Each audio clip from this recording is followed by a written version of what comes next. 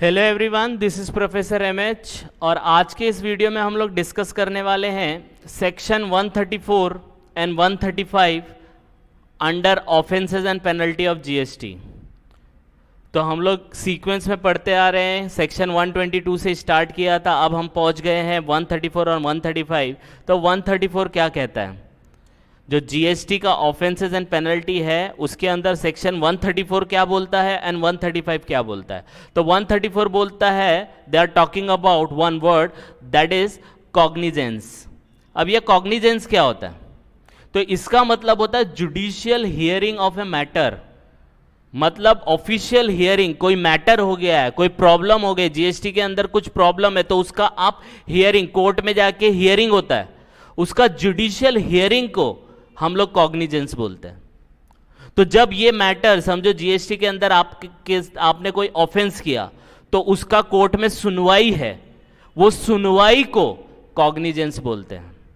तो अगर कोई पूछे what do you mean by cognizance, तो कॉग्निजेंस इज नथिंग बट कोई मैटर है उसका judicial hearing under the law, under the कानून, अंडर द कॉन्स्टिट्यूशन, मतलब उसका हियरिंग है मैटर का, दैट इज कॉल्ड कॉग्निजेंस। तो जीएसटी के अंदर कॉग्निजेंस कैसे होगा? तो जो कोर्ट है वो कोर्ट कौन सी होनी चाहिए? Magistrates of first class and above.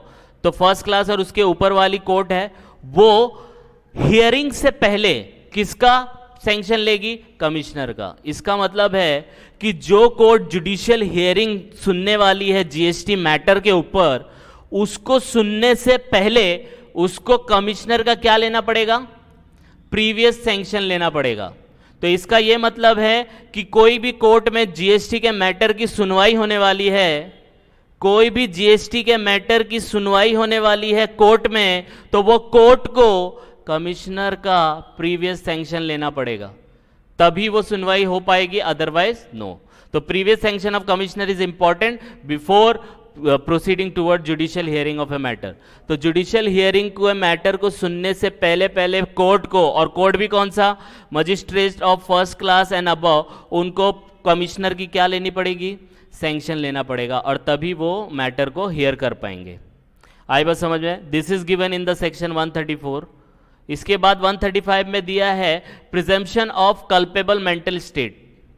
ये कल्पेबल मेंटल स्टेट क्या होता है? ये शॉर्ट नोट में पूछता है अंडर सेक्शन 135।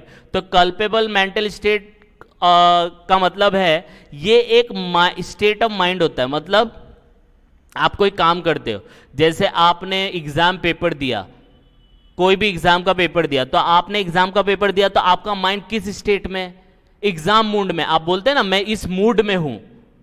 तो कल्पेबल मेंटल स्टेट का मतलब है कि आप किस मेंटल स्टेट के अंदर थे जहां पे एक्ट इज इंटेंशनल। इसका मतलब होता है कि कल्पेबल मेंटल स्टेट माना जाएगा अगर आपने जो काम किया है वो जानबूझ के किया है।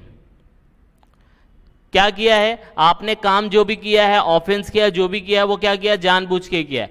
दूसरा, person believe act is contrary to law, law के अपोजिट में। ये भी पता कानून के अपोजिट में, उल्टा कर रहे हैं हम लोग। कानून में ये नहीं बोला गया है, हम उसके उल्टा कर रहे हैं। तीसरा, इम्प्लीकेशन, मतलब इसका जो इफेक्ट्स है उसको हम लोग कंट्रोल कर सकते हैं और हमको समझ में भी आता है कि इसका ये इफेक्ट होने वाला है। और last one, person is not coerced. Coerced का मतलब होता है कि उसको कोई फोर्स नहीं किया गया है, उसके ऊपर कोई भी जबरदस्ती नहीं की गई है। तो कोएर्स्ड का मतलब होता है जबरदस्ती। तो इज नॉट मतलब अंडर द, मतलब कोई प्रेशर के अंदर वो काम नहीं कर रहा है। तो कल्पेबल मेंटल स्टेट का मतलब ये होता है स्टेट ऑफ माइंड जहां पे आपको पता है जानबूझ के आप काम कर रहे हो, आपको ये भी पता है कि ये जो लॉ दिया है उसके अपोजिट में काम कर रहे हो, और आपको ये भी पता है इसका जो इफेक्ट होने वाला है, जो ये एक्ट हम लोग करने वाले हैं उसको कंट्रोलेबल है, और वो अंडरस्टूड भी है कि भाई ये करेंगे हम लोग काम तो इसका ये गलत इफेक्ट आने वाला है। और ये जो काम हम लोग कर रहे हैं ये किसी की मतलब प्रेशर में आके नहीं कर रहे, खुद कर रहे हैं, उसको बोलते हैं कल्पेबल मेंटल स्टेट। तो जब ये हियरिंग होती है ना, जुडिशियल हियरिंग होती है, और जब मैटर की सुनवाई होती है तो कोर्ट ऑलवेज अज्यूम, कोर्ट क्या समझता है कि आपका कल्पेबल माइंड था, मतलब आपको पता था, आपने जानबूझ के किया, आपको पता था ये लॉ के अगेंस्ट में तो भी किया, आपको पता था इसका इफेक्ट है, ये होने वाला है, इसका गलत इंप्रेशन आएगा, इसका गलत इफेक्ट आएगा, ये भी आपको पता था। और ये भी पता था, ये भी मानता है कोर्ट कि आप किसी के प्रेशर में आके उस काम नहीं किया है। तो हमेशा याद रखना, कोई भी ऑफेंस अगर जीएसटी में होता है तो कोर्ट हमेशा यही अज्यूम करता है कि आपका कल्पेबल मेंटल स्टेट था, कि आपने जानबूझ के किया, आपने अगेंस्ट में किया, आपको उसका इफेक्ट पता था, आप किसी के प्रेशर में नहीं थे। आई बात समझ में? एंड ये याद रखना, unless it is proved otherwise and it is not based on probability. हाँ, अगर आपने कोर्ट में प्रूफ कर दिया कि भाई देखो मैं ये स्टेट में नहीं था, मुझे कोएर्स किया गया था, मुझे पता नहीं था, तो फिर कोर्ट वही बात मानेगी। लेकिन कोर्ट में आपको उसको प्रूफ करना पड़ेगा, एविडेंस देना पड़ेगा। तो सेक्शन 134 के अंदर यही बताया गया है कि भाई आपको मैटर सुनना है कोर्ट को, कमिश्नर की परमिशन लो, तो इसमें कुछ ज्यादा नहीं है। 135 में बोलता है कि कोर्ट हमेशा यही मानेगा, हमेशा याद रखना, कोर्ट हमेशा यही मानेगा आपकी गलती है, act is intentional against the law, और इसका अंडरस्टूड है कि भाई आपको पता था इसका इफेक्ट ये आने वाला है, और आप किसी के अंडर द प्रेशर नहीं हो।